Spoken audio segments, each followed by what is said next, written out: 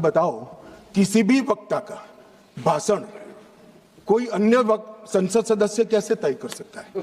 मैं क्या राहुल गांधी जी को कह सकता हूं कि आप ये बात पहले बोलिए, दूसरी बोलिए, तीसरी बोलिए, चौथी बोलिए? नहीं कह सकता। अगर मैं नहीं कह सकता तो वो भी नहीं कह सकते। मान्यवर वो कहते हैं कि ये करिए, फिर भी सदन डिस्टर्ब किया तो अचानक उनको एक आइडिया आया कि एक आइडिया है। फिर अपने आप उन्होंने आइडिया को सर्टिफाइड कर दिया, गुड आइडिया ऐसा करके सर्टिफाइड। आइडिया क्या था कि मेरी प्रेस कॉन्फ्रेंस पर बहस हो जाए। भाई ये साख मार्केट नहीं है, लोकसभा है। यहां बहस के विषय तय होते हैं और आपके परनाना से लेकर आपकी दादी जी से लेकर आपके पिताजी तक बड़े बड़े नेता थे भारत के, किसी की प्रेस कॉन्फ्रेंस पर लोकसभा ने बहस नहीं करी है मान्यवर।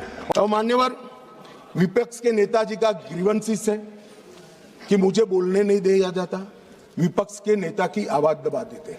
अब मान्यवर मैं उनको पूछना चाहता हूं, कांग्रेस पार्टी में 157 घंटा 55 मिनट बोला गया, वो कौन बोलेगा, वो तय कौन करेगा? स्पीकर करेंगे क्या?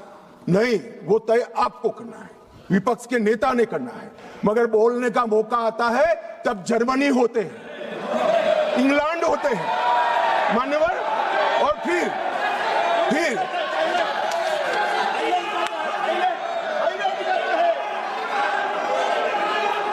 मान्यवर फिर कंप्लेन करते हैं।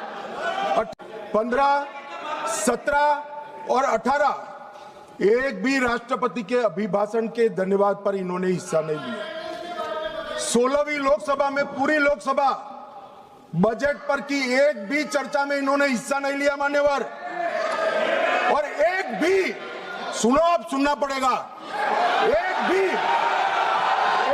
मान्यवर सरकारी विधेयक पर चर्चा में हिस्सा नहीं लिया है।